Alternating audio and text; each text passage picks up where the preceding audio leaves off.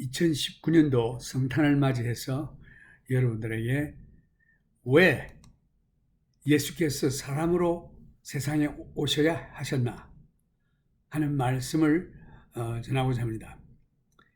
예수 그리스도께서 탄생하시는 데 관해서는 벌써 이미 예언되어 있었습니다. 이사야 9장 6절에 보면은 이는 한 아기가 우리에게 낳고 한 아들을 우리에게 주신 바 되었는데 그 어깨에는 정사를 메었고 그 이름은 기묘자라 모사라 전능하신 하나님이라 영존하시는 아버지라 평강의 왕이라 할 것임이라. 한 아기가 우리에게 낳고 라는 말씀은 남자의 씨로 아닌 성령으로 잉태되어 동정녀 탄생으로 완전한 사람으로 오신다는 뜻입니다. 한 아들을 우리에게 주신 바 되었는데 하나님의 아들로서 완전한 하나님으로 오심을 상징합니다. 그래서 삼위일체의 그 가운데 계시는 예수 그리스도, 신성을 가지신 예수 그리스도, 그 어깨에는 정사를 메었고 통치자로서 모든 것이 그로부터 시작되고 또 창조, 모든 것이 그로 말미암아 창조되었고 또 유지, 그로 말미암아 유지되고 결정되는 하나님의 왕국의 정부의 주권자라는 뜻입니다. 기묘자라고 하는 것은 그의 하시는 모든 일이 경이롭다. 모사라, 이것은 그의 이름이 스스로 있는 자, I am who I am 이란 뜻입니다. 모세가 하나님께 하나님의 이름을 물었을 때에 뭐라고 대답할까요? 할 때에 하나님의 말씀이 스스로 있는 자라고 말하라고 했습니다. I am who I am 이란 말씀의 뜻이 모든 문제의 해결이 하나님이시다라는 뜻을 내포하고 있는 것입니다. 부자가 천국에 들어가는 이 누가복음에 보면은 부자가 천국에 들어가는 것이 약대가 바늘귀로 들어가는 것보다 더 어렵다라고 예수님께서 말씀하셨을 때에 제자들이 그러면 누가 천국에 들어갈 수가 있겠나이까? 라고 저들이 질문했을 때에 예수님께서 말씀하시기를 사람은 할 수 없으나 하나님은 불가능이 없으시다라고 말씀하셨습니다. 그래서 전능하신 하나님이시라. 이 아기가 바로 전능하신 하나님이십니다. 삼위일체 가운데 하나님 아버지, 하나님 예수, 하나님 성령, 그 가운데에 계시는 예수 그리스도의 위치를 말하는 것입니다. 그는 곧 하나님이십니다. 영존하시는 아버지라. 이 아들이 바로 영원히 지존하시는 하나님의 아버지시다라는 뜻입니다. 여기서도 삼위일체, 평강의 왕이라. 모든 평강의 근원이 하나님이신 것입니다. 예수님께서 왜 사람으로 오셨을까요? 그 오신 이유는 우리를 양자로 삼게 하기 위하여 오셨습니다. 갈라디아 4장 4절에 보면은 때가 참에 하나님이 그 아들을 보내어 여자에게서 나게 하시고 율로발에 나게 하신 것은 율로발에 있는 자들을 속량하사 우리로 그 아들의 명분을 얻게 하려 하심이라. 너희가 아들인 거로 하나님이 그 아들의 영을 우리 마음 가운데 보내시사 아바 아버지라 부르게 하셨느니라.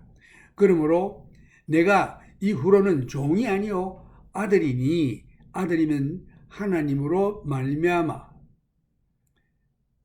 유업을 이을 자니라라고 말씀했습니다. 하나님의 은혜로 말미암아 예수님은 죽음을 맛보게 되었고 우리의 영생을 주시기 위해서 우리를 구원하시기 위한 하나님의 계획인 것입니다. 우리 대신에 죽을 제물이 될 자격을 갖추신 이 예수 그리스도, 곧 하나님 자신이 이 땅에 오신 것입니다. 여기서 이 예수님께서 이 땅에 대속을 하기 위해서 오셨다 하셨는데, 그 대속의 자격을 한번 생각해 보면은, 첫째 그 히브리서 2장 12절에서 18절에 보면은 인생을 대신하여 대속의 제물이 될 수가 없습니다. 왜냐하면 인생은 자신이 죄인이기 때문에 자기도 죽어야 할 처지에 있으므로 다른 사람을 위해 죽을 수 없습니다.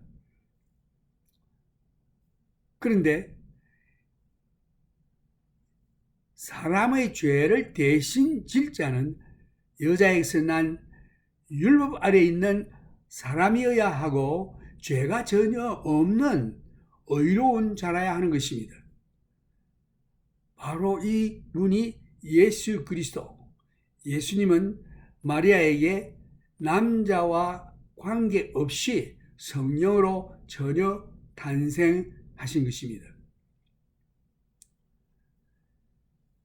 둘째는 죄인인 인생과 같이 혈육을 가진 자라야 합니다. 곧 형제라야 하는 것입니다. 그 다음 사람과 같이 여인의 몸속에서 9개월이라는 태아의 경험을 하시고 유아기와 소년기와 그리고 청년기를 다 경험하시고 곧 인생의 절정기에 이르렀을 때의 생명을 우리를 위해서 주신 것입니다. 인생의 삶을 통하여 우리 인간이 당하는 모든 고통을 다 당하시고 맛보시고 우리 사정을 잘 아시는 예수님은 우리의 대속 제물로 죽으실 뿐 아니라 또한 부활하셨고 우리를 대표하는 대제사장이 되시며 우리도 예수님과 같이 부활하게 되는 것입니다. 지금은 하나님의 우편에 앉아 계시며 우리를 위하여 끊임없는 중보의 기도를 하고 계십니다.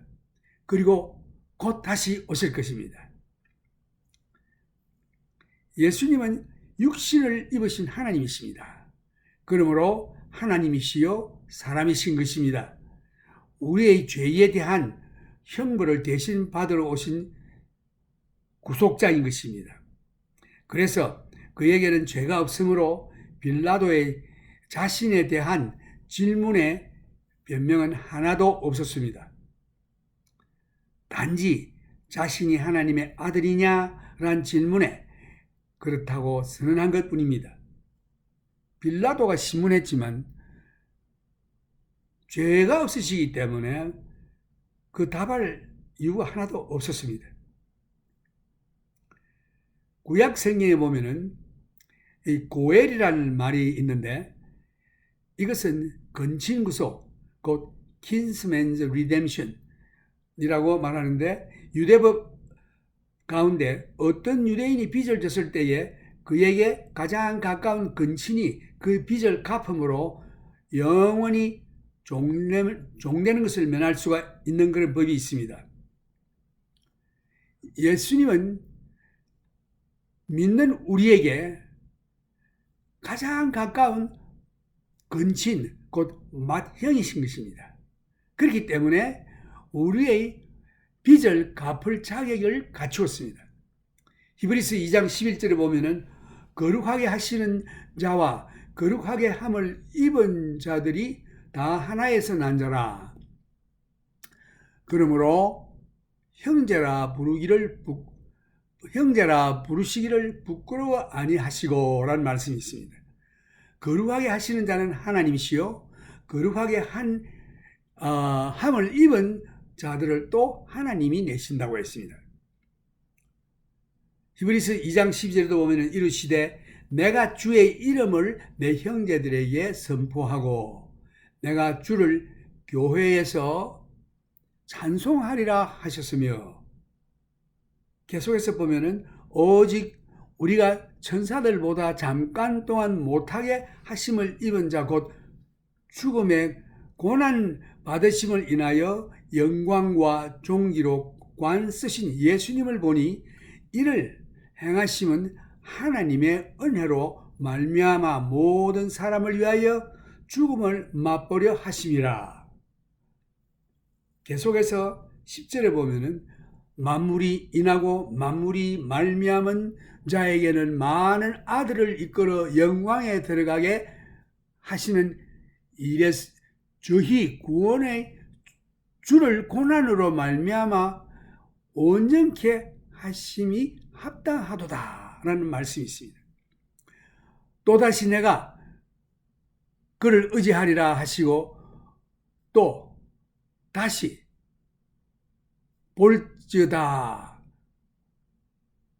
및 하나님께서 내게 주신 자녀라 하셨으니 자녀들은 혈육에 함께 속하였으며 그 또한 한 모양으로 혈육에 함께 속하심을 입은 사람으로 말미암아 그래서 여기에 자녀들은 혈육에 함께 속하였음에 그도 또한 한 모양으로 혈육에 함께 속하심은 사망으로 말미암아 사망의 세력을 잡은 자 곧 마귀를 없이 하시며 그 혈육을 가진 자들이 마귀로 인하여 사망을 당하게 되는데 예수님께서 이 육신으로 오셔서 그 사망의 세력을 모조리 없이 하게 하시는 능력을 가지셨다. 그래서 이 마귀를 멸하러 오신 것입니다. 또 죽기를 무서워함으로 일생에 매여 종노릇하는 모든 자들을 놓아주려 하심이니라. 이는 실로 천사들을 붙들어 주시려 하심이 아니요 오직 아브라함의 자손 곧 이 사람들을 하나님의 자녀들을 붙들어 주려 하심이라. 그러므로 저가 범사의 형제들과 함께 대심이 마땅하도다. 이는 하나님의 일에 자비하고 충성된 대제사장이 되어 백성의 죄를 구속하려 하심이라. 예수님은 하나님이시면서 사람으로 오셔서 사람의 모든 죄를 대신 지시고 십자가에 죽으심으로 그 사람들의 죄를 다 홀로 담당하시고 예수를 믿는 자가 다 의롭다함을 얻는 구속의 사역을 하시기 위해서 오신 것입니다. 형제를 위하여 갚을 빚은 죄에 빚인 것입니다. 죄의 값은 사망이다. 예수님은 우리의 죄의 빚을 갚으려고 사형받으러 오신 것입니다. 예수님께서 하나님의 은혜로 말미암아 모든 사람을 위하여 죽음을 맛보시게 되었습니다. 우리들은 하나님의 은혜로 말미암아 예수님께서 우리 대신 죽음으로 우리 죄인들을 믿음으로 죄가 용서함을 받고 우리가 받을 죽음을 예수께서 대신 받으셨기 때문에 우리는 영생을 얻게 되었습니다. 이것이 바로 하나님의 선물인 것입니다.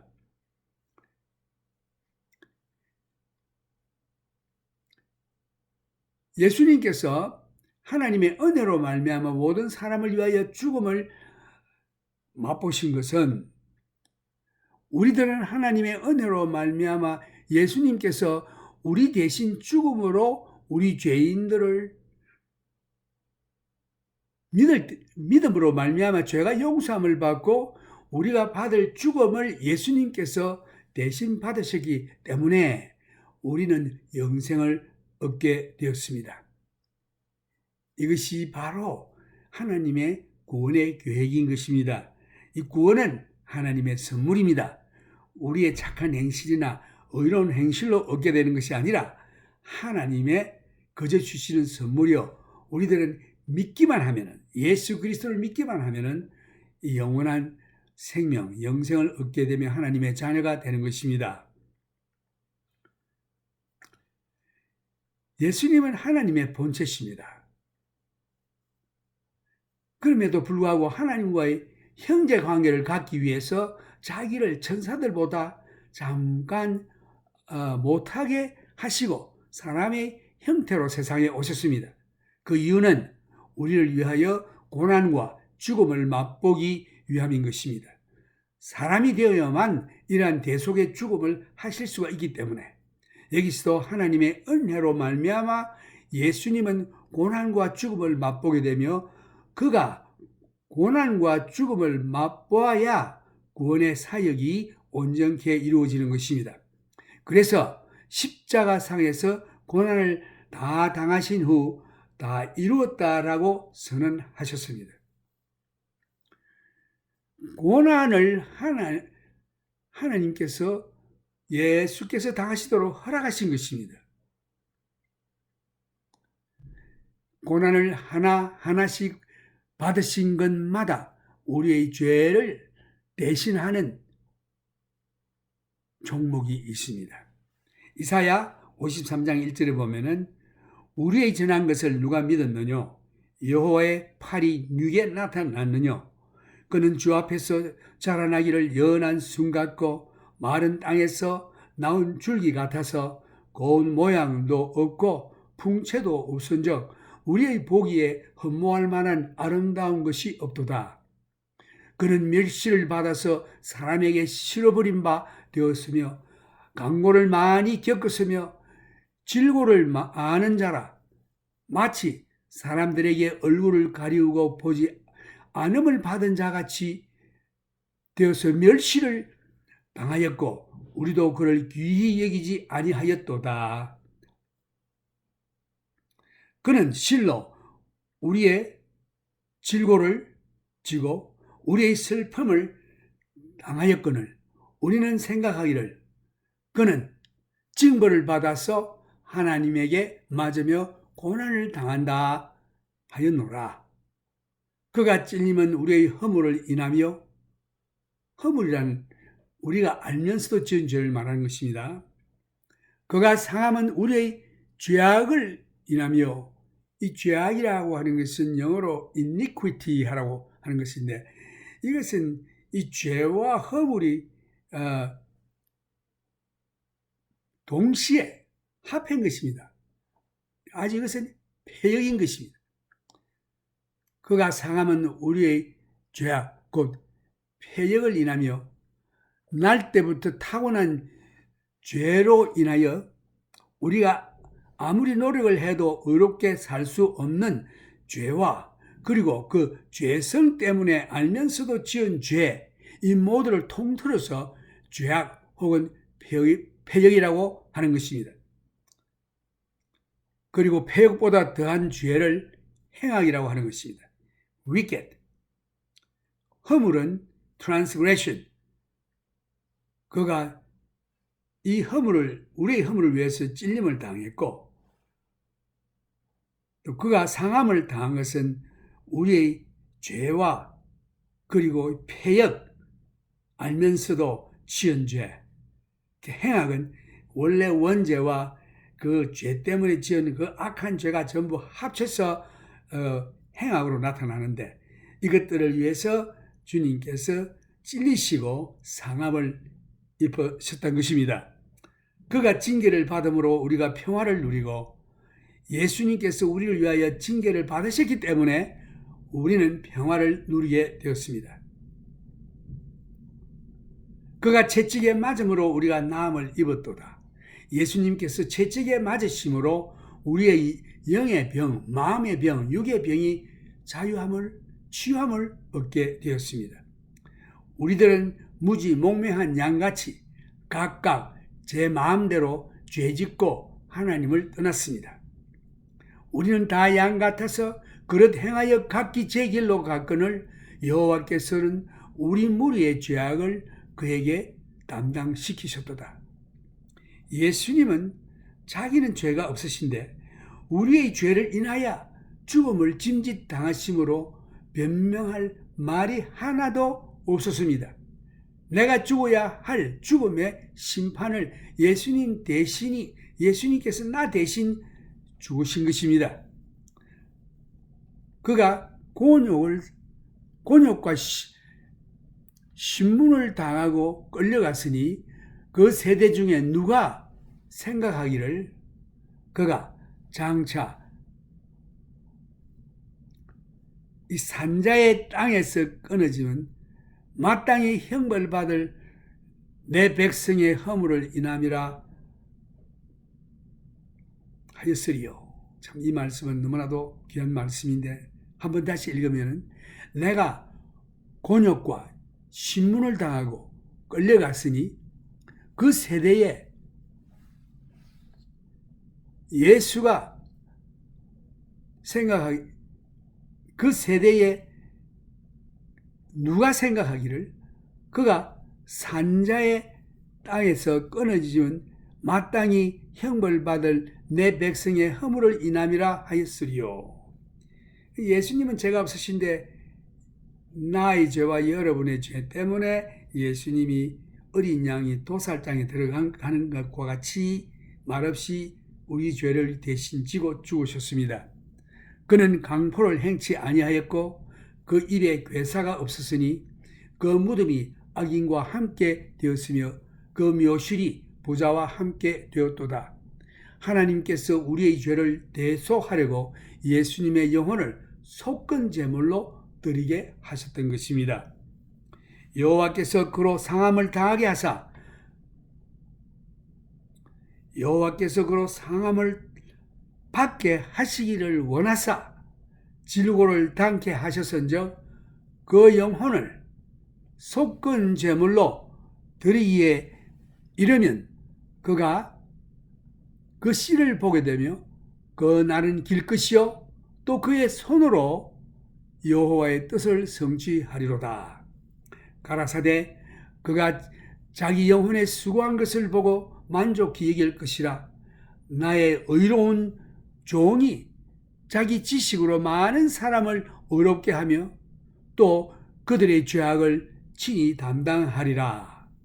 이러므로 내가 그로 종기한 자와 함께 분깃을 얻게 하며 강한 자와 함께 탈취한 것을 나누게 하리니 이는 그가 자기의 영혼을 버려 사망에 이르게 하며 범죄자 중 하나로 헤아림을 입었음이라.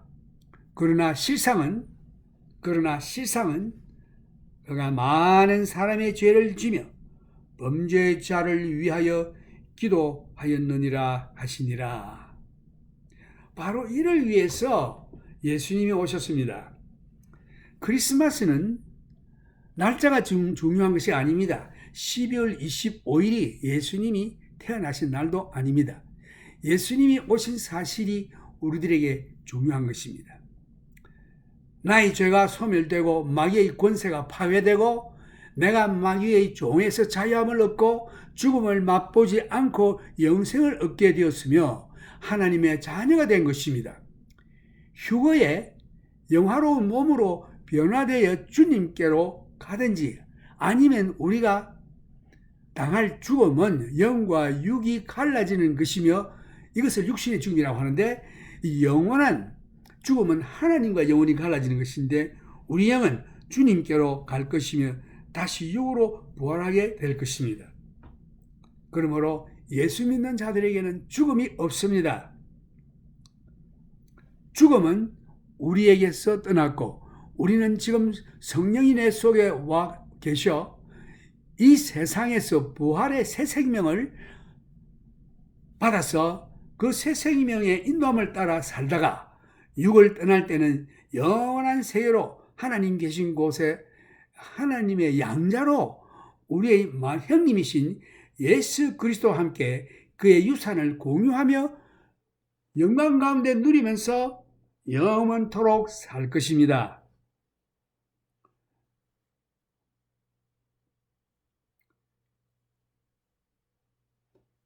로마서 8장 29절에 보면은 하나님이 미리 아신 자들로 또한 그 아들의 형상을 본받게 하기 위하여 미리 정하셨으니 이는 그로 많은 형제 중에서 맏아들이 되게 하려 하심이니라. 예수님이 우리 맏형이십니다. 얼마나 놀라운 사실입니까?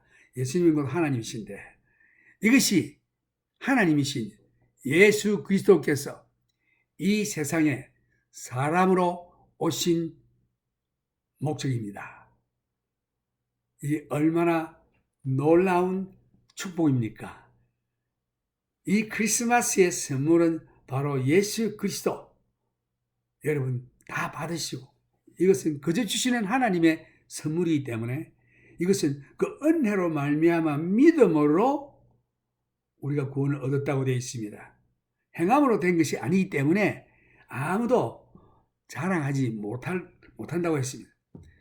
그러므로 이번 크리스마스 때는 하나님께서 주신 선물 예수 그리스도를 우리가 마음에 모시고 기뻐하며 즐거워하며 하나님께 감사와 찬송과 영광을 돌리는 크리스마스가 되기를 예수님의 이름으로 축원합니다.